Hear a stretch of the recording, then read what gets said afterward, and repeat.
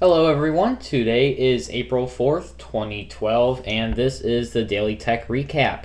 We'll get started right away with an announcement from Google, Project Glass. This is a very popular announcement so far. It's really focusing on future technology, and what the future technology can do is just amazing to see. Basically, you can think of it as a glasses frame with a small little glass in the upper right that will display notifications. It can actually display not only notifications, but it can be used to call people, to take pictures, to have video conferences, to view the weather, and possibly much more. I'm sure the sky's the limit for this kind of small device. So I'll just pull up a picture here. Real quickly, this is what it looks like. So basically, it's just a glasses frame here. It does not have any glass except for the screen in the upper right. It's a transparent screen, and then this white part here, I'm assuming would hold all of the gadgety stuff, the core of the device that makes it run. So that is Project Glass. It has a lot of work to go through before it actually hits the market, so it's right now in prototype. The link in the description to the original article of this will take you to their Google Plus page, where you can watch a very interesting YouTube video which basically shows what they hope that this little gadget will be able to do once it hits the market. Next, AndroidCentral.com reports that Dropbox is doubling their referral bonus storage. So what Dropbox did is, for every person that you referred to Dropbox, you will receive 250 megabytes per referral, up to 8 gigabytes. They are now doubling that, so now for each referral you will receive 500 megabytes of storage, with the maximum being 16 gigabytes. Now don't worry, if you already referred people, you will receive an allowance for that. You will be bumped up to the fair amount. So for example, if you received 250 megabytes per referral, you will now receive another 250 megabytes per referral that you have already made. So therefore it equals up to 500 megabytes per referral. Now, paying users can also receive free storage per referral. You will now receive 1 extra gigabyte per referral, up to 32 gigabytes for free. So Dropbox doing this, there's actually a lot of online storage, cloud storage software and companies that are giving away free storage, and they're giving away so much free storage that it's unbelievable. And you can get so much free storage online nowadays. And both Dropbox and particularly Box.com, which is actually an advertisement for right here, Box and Dropbox are both, I think, two of the largest cloud storage websites that are giving away the most free storage. Box is actually giving away an unbelievable amount of free storage. If you are using Box for a corporation or business, you can get 50 gigabytes of free storage for yourself and each person that is part of your business. So that is amazing. 50 gigabytes for absolutely free. It's very easy to get lots and lots of online storage for absolutely free. There's not really any reason to pay for online storage unless you need massive amounts. In our next article, we talk about Sprint. They will be launching their first 4G LTE smartphone on April 12th.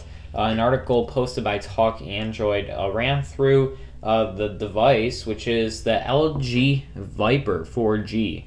This sports a 4-inch WVGA display, a 1.2 GHz dual-core processor, Android 2.3, and it will start at $99.99 with a 2-year contract. So that is the LG Viper 4G, which is the first 4G LTE phone to be on Sprint's network. And I'm sure, hopefully, there will be many more to come. This is actually a device that was shown off at CES in January 2012, and it was seen to be a very nice, slick-looking device. So I'm sure that, especially for the $99 price tag, which is pretty cheap for smartphones these days, that this will be a successful device.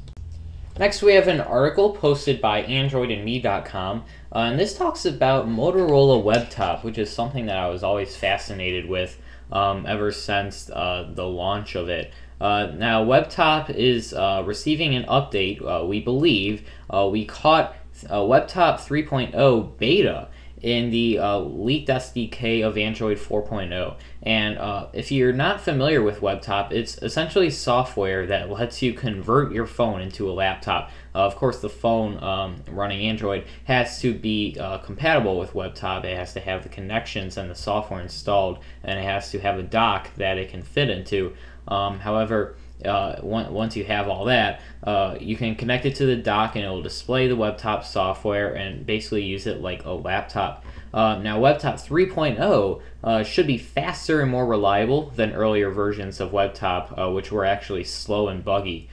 So this solves many of problems that Webtop has experienced. Now, the Droid Razr will be the first phone to see Webtop 3.0, and then there will be many other phones that will be updated to Android 4.0, and we'll also see the Webtop 3.0 update, as well as future phones that will be hitting the market soon. Finally, our final story of today is from the Wall Street Journal, and they're reporting that Samsung is partnering with OpenX Technology to allow advertisers to place advertisements on Samsung devices, particularly in open applications. Now, the ads will be hosted by Samsung, and this sounds extremely similar to Apple iAds to me. So maybe Samsung is seeing that one of Apple's more successful ventures is the iAd. iAds are pretty successful, I would say. I do see them popping up in many applications. I'm sure that Apple is receiving a nice amount of pocket change from those iAds. And so now Samsung wants to get in on the piece of cake. They are now going to launch their own campaign to place and host advertisements in their applications. So, what do you guys think of iAds and placing advertisements in these applications? Do you think they're annoying? Do you think they're helpful? I, for one, think that the iAds are a lot better than a lot of the other ads, just because of Apple's approach to it. Their entire approach was to was to engage users into the advertisements, because essentially you want users to click on the advertisements. But many times when we see advertisements, we just tune them out because they're annoying, especially on a mobile device, because they drag us out of the application that we're in and bring us to something completely else. And then when we want to go back, we have to most likely start over, and it takes a while for us to get back, and it's just not a very walk. It's not a walk through the park. We'll just say that. And you want it to be as easy as possible for the user to view the ad and view the content, and also get out of the ad and the content and back to what they were doing. You want all of that to be as simple as possible. Otherwise, the users aren't going to click on the advertisements. And I think that iAds are very successful in that way, because that users know that when they click on it, their app is still going to be open and running. There's just an advertisement that's taking up the screen, and they can really easily click on the X, which will take them immediately back to where they were in the app. So I think that iAds are unique in that respect, and hopefully Samsung will take that in regards to their own hosting of advertising, and they will implement that same idea, because I think it's very important that you make the process of viewing advertisements and engaging in advertisements very simple for the user, because otherwise no one's going to click on it, which is kind of what you want them to do. And a lot of times advertisements pull people in the other direction. So thank you guys for watching. This concludes today's report. We do this on a daily basis. I pick some of the top tech stories that I find are most interesting, and I think that my viewers will like to see the best. And I like to help out other web blogs get their traffic out there. So I like to promote some of these stories. And so I post a video every day, basically talking about all these stories, and I offer my own opinions about the story.